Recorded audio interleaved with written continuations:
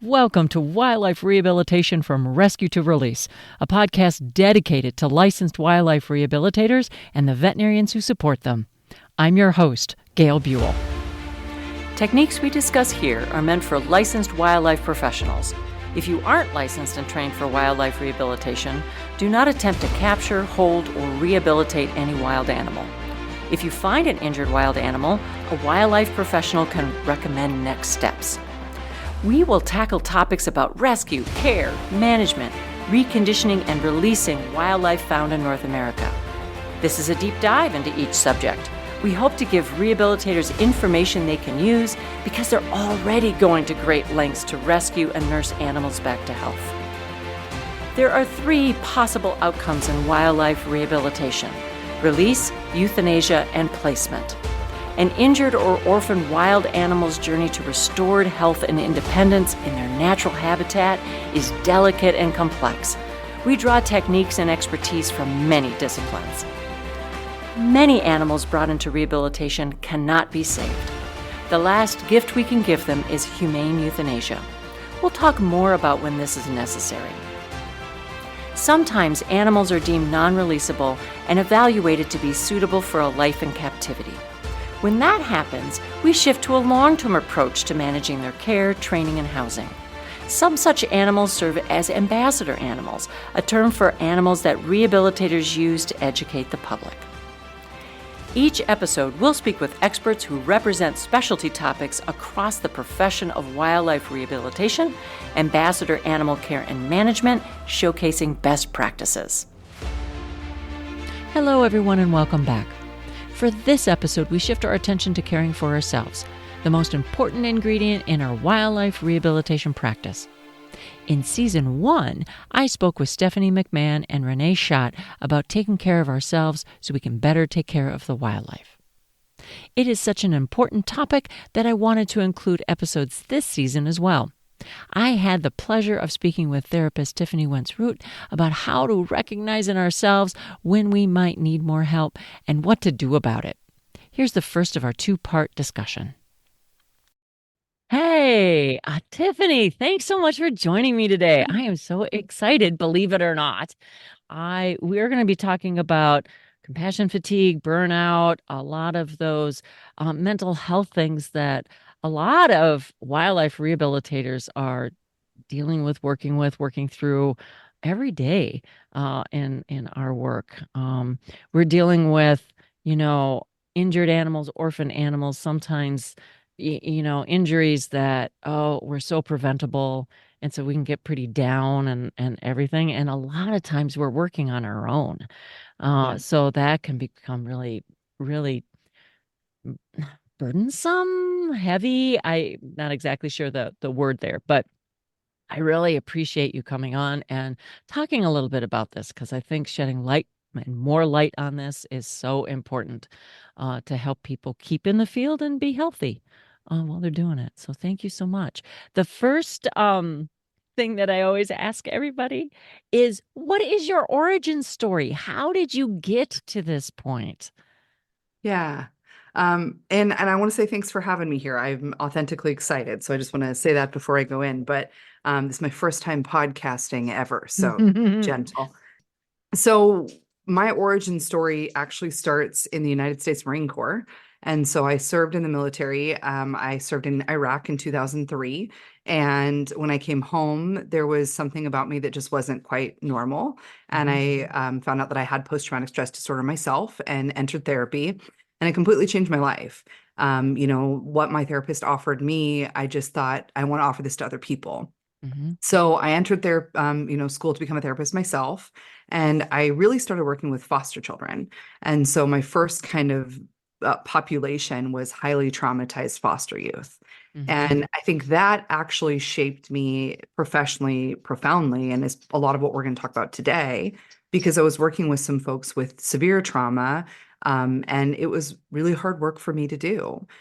From there, I went on and I worked with addiction, which was another population where, there's going to be a lot of overlays actually between like animal care and these more vulnerable populations. Right. And now I work with organizations. So I sort of worked with a lot of companies in really hard roles. And Mm-hmm. I just thought, man, I wish I would have known the impact the work was actually having on my brain, body, and being. So Mm-hmm. in 2021, I had a really big burnout episode. I ended up wearing a Holter monitor for a heart problem, and I Wow. had just really gotten to a place where I was not good. Mm-hmm. And it was a lot of my work. It was a lot Mm-hmm. of what I was doing and the pandemic. I was a director during the pandemic. So now I want to educate people on the impacts of trauma and being exposed to trauma so that they can do things a little bit more effectively. I always tell people, I'm not going to ask you to stop doing difficult things. That's your heart work. I'm just going to teach you how to do it without wrecking yourself. Oh, I love that. I love that. Just let's do it without wrecking yourself. Yeah, And if this question is too personal, just say that. sure. But going back to when you came back from serving in the military, what was it that caused you to say, I need more help instead of, I mean, a lot of wildlife rehabilitators, and I'm in this group, like we can Yeah. handle it all. We can take care of it. We're good. You keep pushing through and keep pushing through. But how did you figure out that no, you needed more help? Yeah, that's a great question. I'm actually really comfortable talking about my experience. Historically, I used to have panic attacks if I even talked about the war. And now I can absolutely answer this question, which is a testament, I think, to what therapeutic work can really do Mm-hmm. for us. When I came home, I had a lot of panic attacks. I didn't know what they were. I would Mm-hmm. just be sitting in class one day and someone started talking about George Bush. And the next thing I know, my heart's beating out of my chest, my hands are Wow. sweaty. I have this feeling I'm going to die and I have to run. And I literally ran out of the classroom. And I was in the bathroom saying, what's wrong with me? What just Mm-hmm. happened? And I now understand that my brain connected George Bush because he was the person who started the war, that my Sure. brain thought, now I'm going to have to talk about the war. And so Mm-hmm. I started noticing these, I call them tertiary triggers because Okay. they're not the obvious triggers. Mm-hmm. You think hearing a backfire, and those did bother me, but it was really these things that didn't make sense to me. And I actually think that that's what a lot of people are experiencing is they're looking for PTSD to be this combat related thing and then to have combat related triggers. But in reality, I think it was helpful for me to learn that I was having a lot of different types of responses. So, we have re-experiencing where we feel the same emotions or feel the Sure. same sensations. I'd taste sand in my mouth. Mm-hmm. And so just these kind of weird experiences that I didn't understand anymore. A lot of difficulty sleeping. I would have nightmares, flashbacks. I didn't want to sleep in a bed for a really long time. I would sleep on the Mm-hmm. floor. Mm-hmm. And so just some real bizarre behaviors that I knew didn't match my environment, but I didn't know what to do with them. Mm-hmm. Okay. Well, and look, as you're talking, I mean, so one of the areas I work in is training ambassador animals. It might seem completely different, but we all operate under, and the listeners know this already, under operant conditioning rules, right? And Yeah. so one of the people that I take a lot of instruction from says that every behavior infects backwards. And we also talk about trigger stacking, and we talk about all kinds of other things. And so as you were talking about some of it, I was thinking, oh my gosh, like George Bush, that to me, and I'm sure in the moment it wouldn't have made sense to me either, but in retrospect, it definitely infected backwards because he was Yeah. part of that whole thing. So your brain works so fast that Yeah. you just go through the whole thing and just connect all those dots immediately. Yeah. That it just struck me when you were talking about it that it's a whole body experience. It It's is. not just not just thinking, right? Yeah. You said taste, and you mentioned something about sound, Yeah. and just how you felt you needed to sleep on the floor, just a whole body experience, which Yeah. wow. So thank you for sharing that.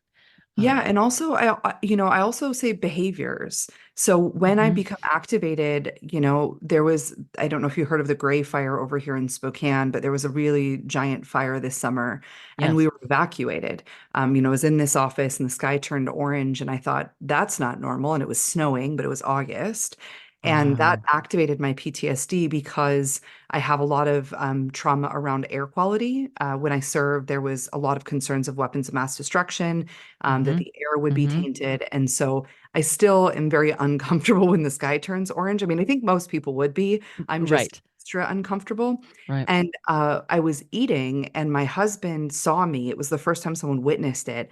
And I was pulling my food with my hands. And I could tell this is a weird behavior you're doing. Why are you doing this? And Right. I thought, well, because a lot of times when you're in really high stress situations, there might not even be utensils available to me. And so you Right. kind of go back to these behaviors that you did when you Mhm. were in trauma.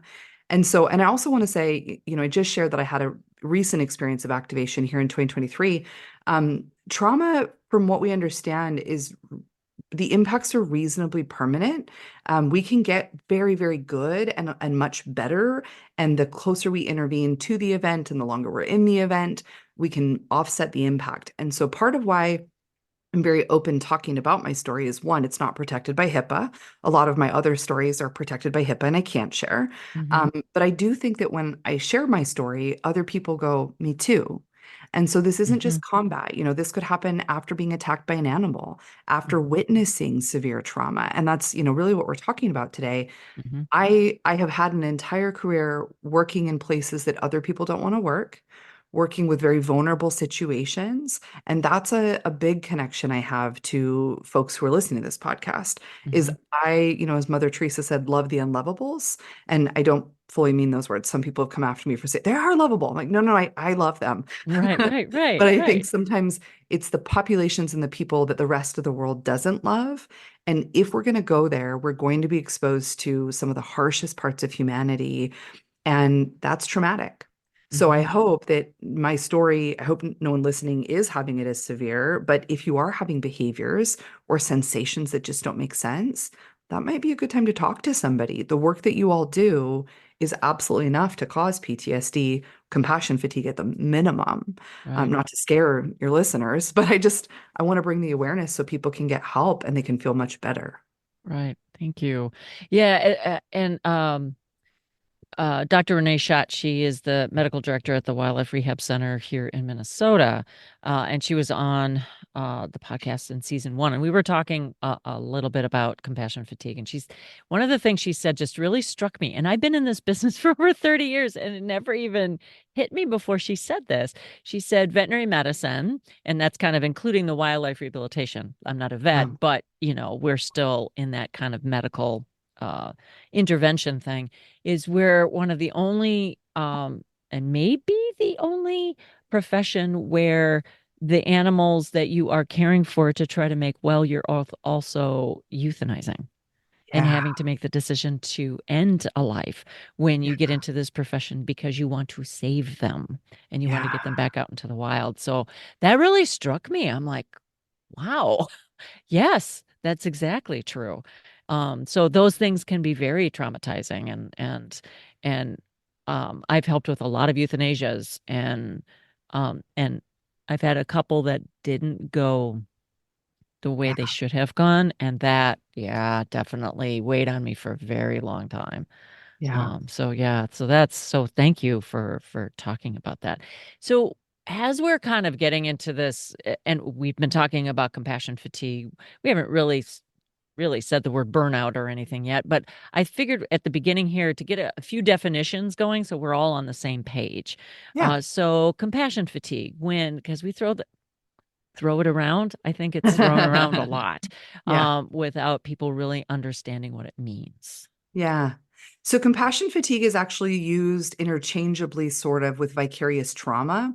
And I tend to think of them as slightly separate. To me, vicarious trauma is the experience of feeling trauma by witnessing the trauma of others. And so trauma is the impact of a traumatic event. So I guess we should probably start there. We use those words quite a bit. Trauma is the impact, the negative impact of a traumatic event. It's kind of the wound after the event. Okay. And so vicarious trauma occurs when I am wounded by witnessing someone else's event. Mm-hmm. Now, compassion fatigue, and some people are going to disagree with me separating those two, but I'm going to go ahead and do it because this is my area of expertise. Yes. So, compassion fatigue to me is when I have experienced probably a lot of vicarious trauma. Probably I'm in a caring profession. I'm pouring out compassion quite a bit. That at a certain point, sort of our compassion muscle gets tired and it just doesn't have the ability to function anymore. So, a lot of people, when they're in that constant caring mode, that outpouring of compassion, Mm-hmm. the activation of empathy over and over and over again, it's just too much for the brain, body, and being, and it sort of shuts down. It really needs time to recharge, rest. And ideally, we're doing that before we reach that point of kind of compassion muscle fatigue. So Mm-hmm. I think that's probably the best way I would describe them is that vicarious trauma is witnessing someone else's trauma and being wounded. Mm-hmm. And, that may happen once, but compassion fatigue is the product of being in that over and over and over again and that big outpouring to where we just Sure. don't have any left to give. You don't have anything left. So then does that then, if you're at that point of don't have anything left to give, does that then lead to what that kind of common term burnout then? I would actually say that compassion fatigue is under the umbrella of burnout. I think anyone can experience burnout. They don't need to be in a helping profession. They don't need to be hyper compassionate to have burnout. Mm-hmm. Okay. Burnout is a condition of imbalance to where the stress of my life has become higher than my ability to cope. And that's Okay. fundamentally what we're talking about. Compassion fatigue is just that with a sprinkling of I have lost compassion and empathy, Mm-hmm. which again is a sign of burnout. I would call this out as a subset of burnout, though. Okay. Okay. Okay. Thank you for that clarification. So then my another follow-up question is the difference between empathy and sympathy. Mm. So, my understanding of those two would be that empathy is my ability to stay in my seat, but look over at yours and Mm-hmm. understand what you're going through. Mm-hmm. Sympathy is when I leave my seat, I come join you and I feel the same thing as you.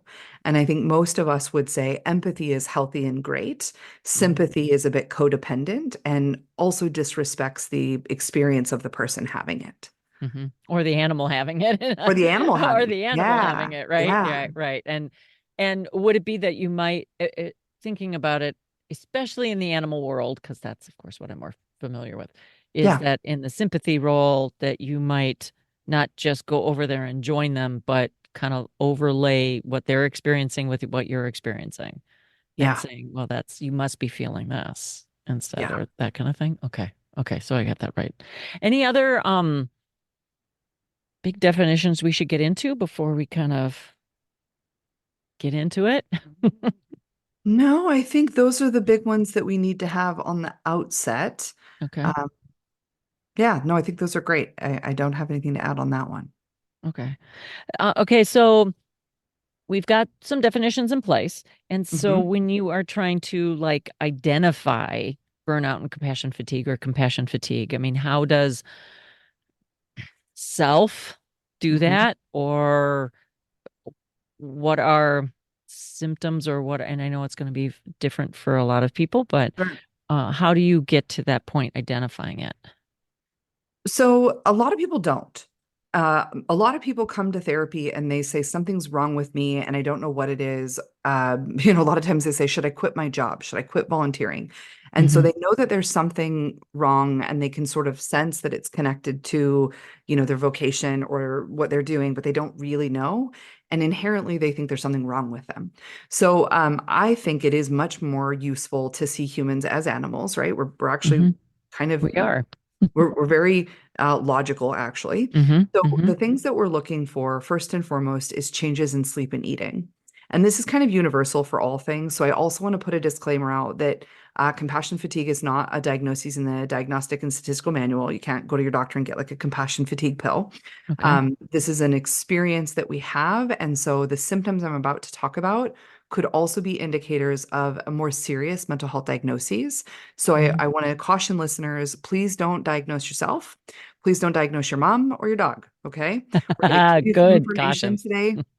Mhm. If it resonates, I would strongly encourage folks to seek out some professional help because I would hate that we flag it as compassion fatigue when in reality it is post-traumatic stress disorder or depression or something that we can really treat and maybe needs more treatment. So that is Mhm. also my therapist disclaimer out here.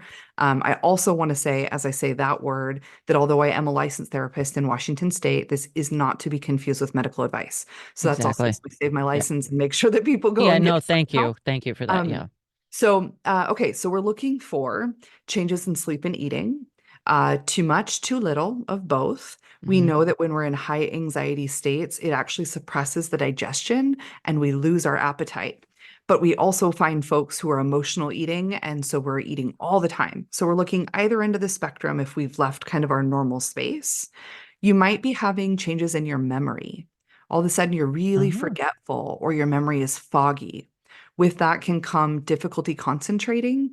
I just can't keep a train of thought. I'm just always kind of lost. You may Mhm. notice fatigue. And I call it soul tired because it's Oh, different than just I need a nap. okay. It's I nap and I nap and I nap, and yet my being, my like essence is tired. Mhm. Physiologically, people start noticing things like upset stomach, headaches, digestive problems in general, tension in the neck and shoulders, muscle tightening, maybe if you grind your teeth, things like that. But what you will for sure notice is this loss of meaning and purpose, Mm. this whole level of what's the point? And I think Mhm. it can get hard to go to work. It can be hard to love another animal because right behind it is just another one. Kind Right. of feels this conveyor belt of problems that you're never going to get ahead of. Right. That's excellent. Okay. And Yeah. yeah, and it certainly it resonates when you're talking about there's going to be another one and another one and another one. That's wildlife rehabilitation in a Yeah. nutshell, right? Um, Yeah. so thank you. So impacts of that. So you have that conveyor belt idea and Yeah. maybe all or just some of the symptoms that you just talked about or in different order or that kind of thing because we're all individual, right? Yeah. So what kind of is the impact of that sustained trauma on our brain and body? So a lot of people will become helpless, hopeless, cynical, apathetic, so it really can change just our ability to feel joy and Hmm. hope. Hmm. And so, there are some very big, emotional, psychological, social changes that are happening. Physiologically, there's changes in our brain, body, and being that are similar to depression. And so the long-term trauma, I think people, or the long-term impact rather, is people will stop being able to do the work that they love doing, that Hmm. they find that if they are able to keep doing the work, it's just go to work all day and I have nothing left. And to me, I always tell people if you never do anything you enjoy, you're going to hate your life. And Right. it can get to the point where we're so tired and we have nothing left that all we can do is work and then come home and try our best to get something together to go to work again the next day. Uh-huh. It's obviously going to change our quality of what we're doing, whether it's for ourselves or, for the animals. And so I think that there's also a risk to the people that we care for and the animals that we care for, that if I don't have it, well, I don't have it. I can't give it to you. Right. And I think we probably will see a lot of people they're leaving the field because they just don't have it anymore. Right. And certainly in wildlife rehabilitation, this has been a chronic challenge, right? I've Yeah. been in the field for a long time and of course we did call it burnout.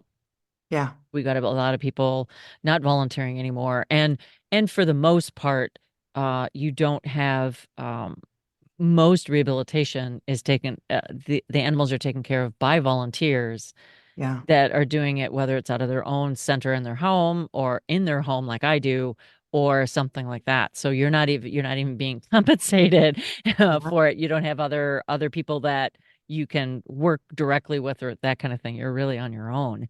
And you're doing it usually outside of your 40-hour week plus work week. Yeah. So it's that all of those pieces is really important. And I think that one of the reasons I really wanted to understand this a little bit better, and I think it resonates with anybody listening, is because this field, we've had a lot of people leave. Yeah. Um, over the years, and some people hang in there and do okay and are fine and find ways to know that they're contributing.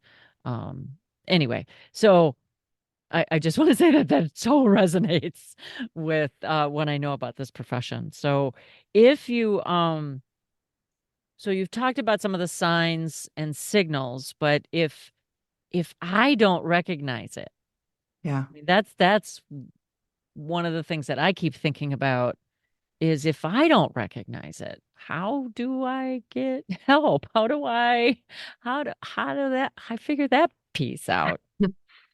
That's a really great question. And the National Alliance of Mental Illness actually says that the average length from onset to seeking treatment has been 11 years. And Wow. that statistic, when I heard that, read it, it just broke my heart. And clinically, I'll tell you it's the same. I have someone who just came to therapy after struggling for 20 years. And Hmm. so, it is not at all uncommon. Most people do not come to therapy because they realized last month there was a change. It's Right. usually a very long period of time. And that's part of why I really do authentically love the opportunity to have these conversations publicly, because I don't think people understand what's happening behind their eyes that much. And Hmm. so we walk around suffering, and I see people all the time, and I just want to say, we can help you with this. Hmm. And I think we just accept that that's part of life. And so we don't know that it could get any better. We don't know that it's a diagnosis. I mean, myself included, I was doing very bizarre behaviors. And when I was diagnosed with PTSD, I said to my therapist, but my life hasn't been that bad. Right, right, right. And I laugh hysterically now Hmm. because I met the criteria for PTSD before I even entered Iraq.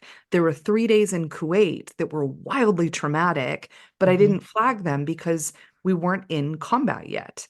And so I think a lot of us are minimizing our experiencing. We compartmentalize, we engage in avoidance behaviors. So we're not really aware, a mental health issue is the equivalent of a brain cold. And if we don't know that, we don't go do anything. So we're walking around with this brain cold, feeling Uh-huh. funky, when Right. really there's something to do. And I know this is a longer answer for you, but I guess that's what we're here for too. Hmm. Um, Part of why I was really excited to talk about this is I actually got this question from a tech organization.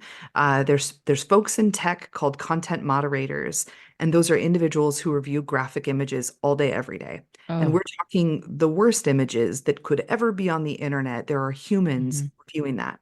And one of those people said, the job I do is hard emotionally, and I find that my day-to-day life feels trivial and it usually makes me irritable. How do I get back in, balance?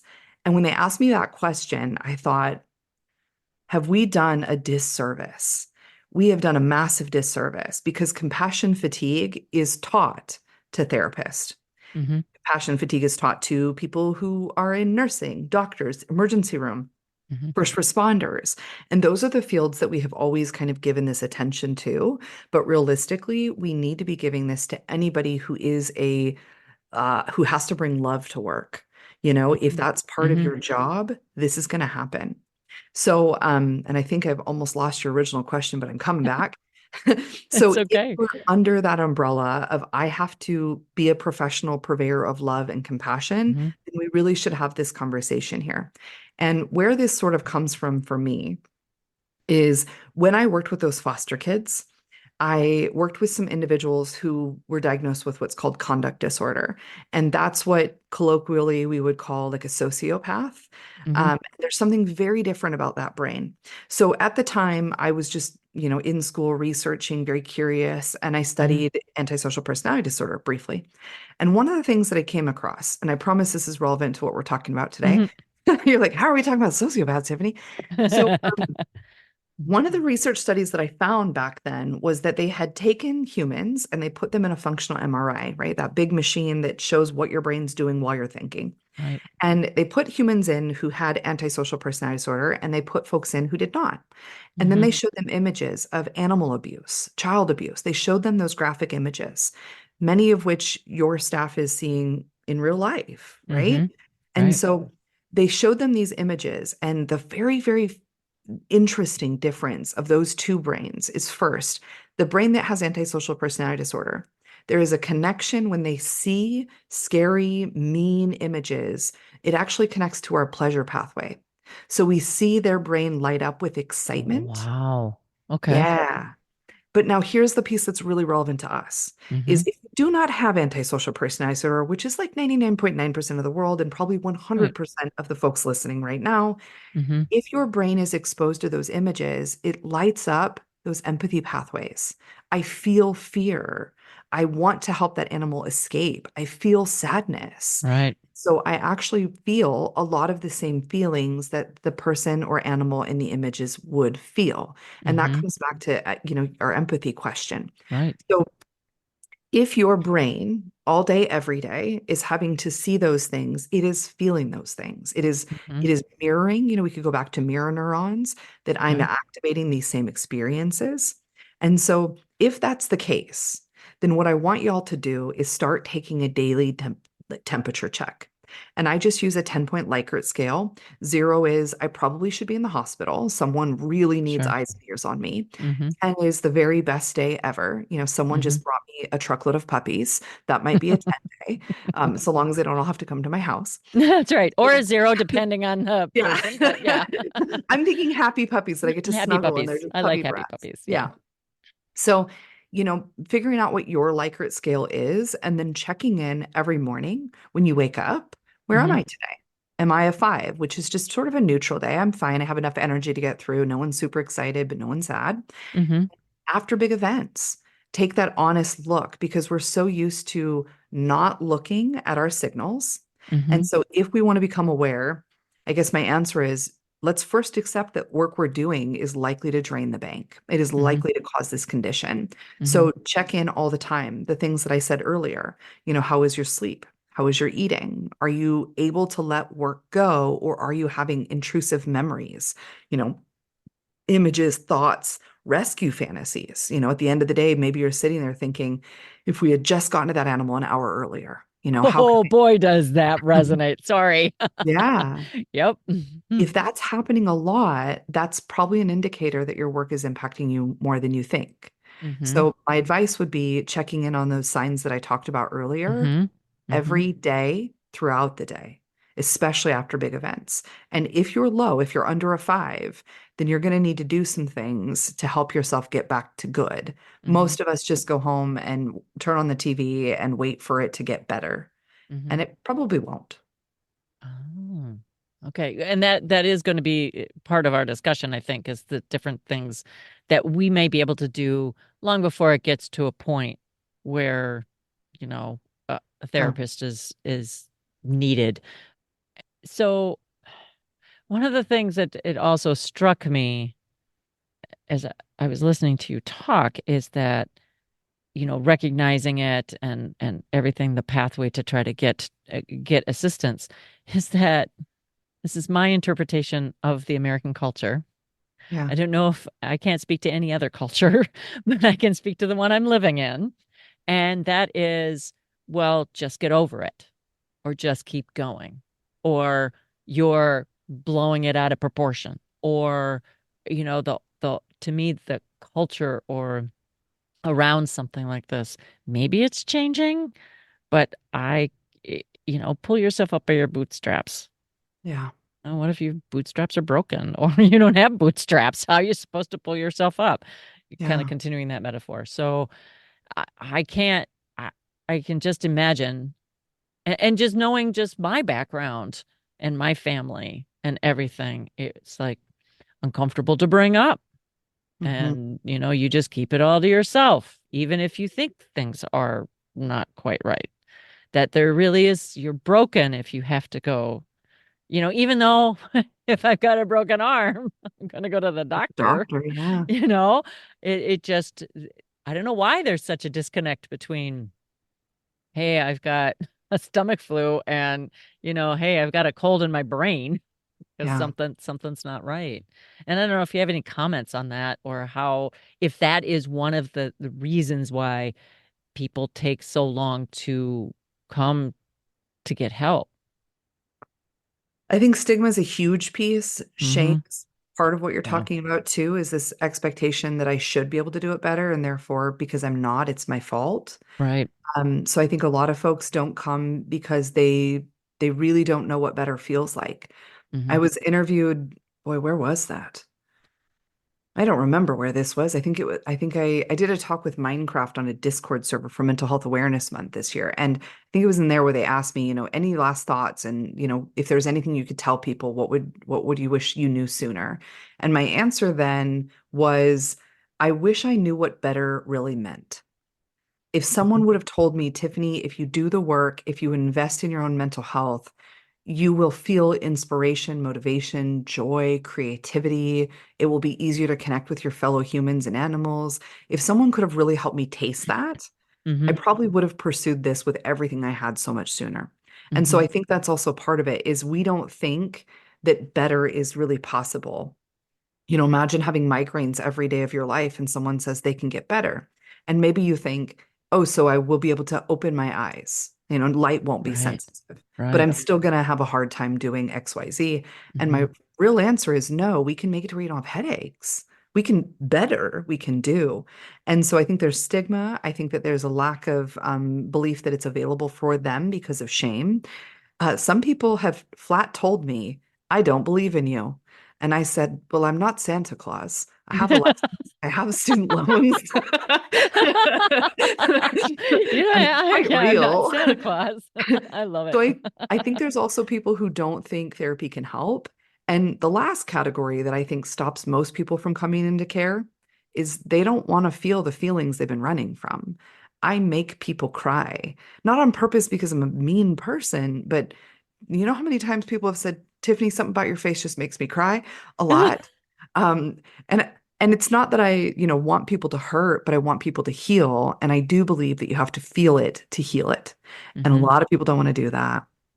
I Gail, get that. Boy, don't I want to do understand that. that because yeah, I'd much rather, have have a hurt arm, Yeah. and that sounds so interesting, even just saying that out loud. But yeah, there's a lot of that. I totally get that.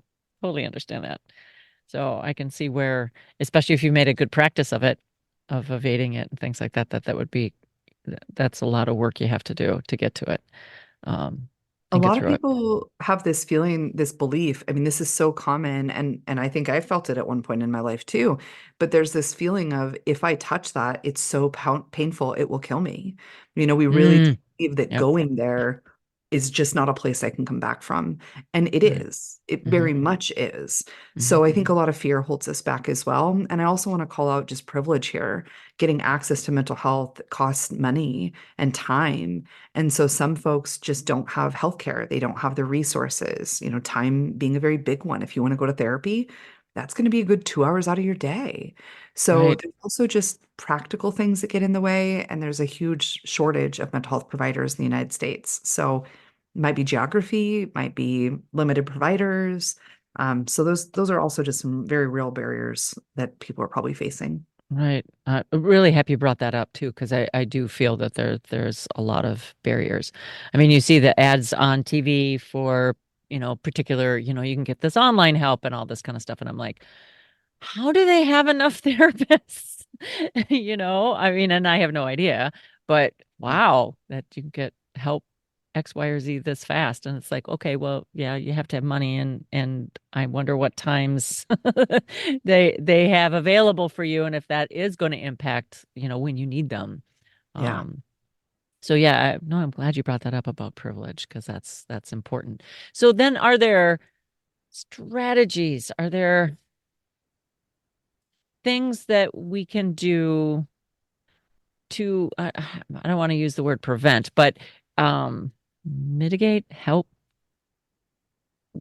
before to kind of help you recognize it so you maybe can self regulate a little bit better before it gets to the point where it's like, okay, I Yeah. need help or I'm gonna just quit this profession. Yeah. So I have a story from high school. We'll go way back and we're going to age myself because you're going to have to look up this movie and go, when was that released? So I was in high school when the Fast and the Furious movies started, which there's like 12 of them now. So, Yep. Uh, and I had a friend who had this little Honda. It was her favorite little car, but she was really terrible at taking care of it. Hmm. The check engine light was often on, the oil change light was often on. And so she just wasn't so invested in taking care of the engine of the car. Now Hmm. we go watch Fast and the Furious and we leave and we drive the way 18-year-olds would drive after watching a movie about street racing. Of course. And very quickly we find that her engine seizes and we're now stuck on the side of the road. Because she had not been doing regular oil changes and maintenance, when the engine was placed under extra stress, it froze. There wasn't enough oil to lubricate the engine, and that was the end of her engine. She actually needed to get a whole new engine. Hmm. Now, that story is a very good overlay of what happens when we experience burnout and compassion fatigue. So, part of my invitation is don't wait to put oil in your car for the day that you want to race. And don't put oil in your car after your engine is seized. You need to have regular maintenance so that this being, this brain body Hmm. being machine is ready to do hard things. And that Hmm. was one of the really important things I learned, which is why I love talking to folks in these environments is I don't want to talk to you when you're wrecked. I want to talk to you beforehand so that you have very good practices that are preparing you for those big, intense days. Hmm. So, the first is to accept the reality that you work in a position that is going to cost your brain, body, and being a great deal. Hmm. You need to be in tip-top shape. You think about a surgery. If you have an injury, I had my gallbladder out a few years ago, and they said, well, she's young and she's healthy, so she's going to recover fine. But the alternative is often true. Well, they hadn't been taking very good care of themselves, and there was these other issues, and now recovery is going to be a lot more complicated and long. Hmm. Same for this. So Hmm. if this is the work that you want to do, you are my people. I still want to do hard work. I still want to do the work that my body suffers with. I work with a lot of trauma. I do a lot of very hard things still. But now I make sure that I am preventatively taking care of my brain, body, and being. So you need to start today. It's going to be easier to start today than when you're already exhausted. I hear people all the time, especially with depression. Oh boy, that's a really rough disorder because Hmm. by the time you're there, you just don't have anything to get out. So, best practices would be to start taking very good care of yourself now so that you can ride these things, that you can Hmm. recover more resilient. Hmm. So what does in practice, what does that look like, taking care of yourself? Great question. And self-care has been a word that I don't like because it comes with this like wag of a finger, you should do self-care. And none of us know what it is. And so we're all sort of terrible at it. And then we feel that we're like, yeah, I should go do that thing. Yeah, it's And that word should, that yeah, has that guilt and all that kind of stuff behind it. Sorry, I didn't mean to interrupt him, no, you're but good. I mean, in my profession, I often say, don't should on yourself. That word is really negative oh to self. my God, I'm going to use that if I can. Don't should on yourself. Don't should on yourself. And I think we Love hear it it. and we're like, oh, that isn't a nice thing to say to me. Hmm. Hmm. So here's the thing. Self-care is not an appointment on Tuesday. It's not a massage. It's not, this manicure or taking a vacation. I don't know if you can hear my doggo right now, but I have a boxer pit who would like my attention. The The boxer whine going on. boxer Um, one going on. We love it. We love pets on this. This is my So rescue dog Daisy saying, "Pet me, please." easy. Um, I love it. yeah. Good name. So so people ask me, then what is it?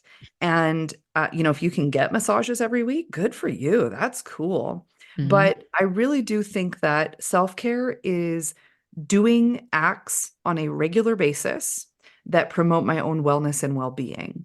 Hmm. And that's my definition. So it can be massages, but really think about the animals that you take care of. What do they Hmm. need? What is Hmm. what does your pet need to be healthy, happy, and whole? Yeah, they need food, they need water, they need social interaction, whether it's with Mhm. us or with others. They need playtime, they need sleep, they need Yeah, so a lot of those kinds of things, interactions and positive interactions, right? Again, so how's that for a list? That's it. Uh-huh. And that's why I think the word self-care just puts us in the shame space that's like, I don't know what that is. And I Mhm. think we all often feel that it's selfish. I actually made myself a t-shirt with my cricket that I wear around that says self-care isn't selfish.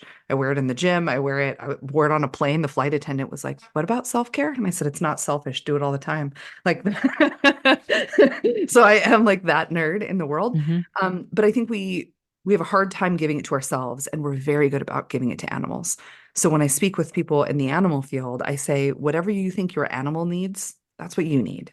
Mhm. Think about, I know with Daisy, I'll take a towel and I'll put like a couple pieces of her kibble in there and maybe a treat, and I'll wrap it up and then I'll, put it out for her. And that's cognitive growth for her, Right. right? It's Right. stimulating.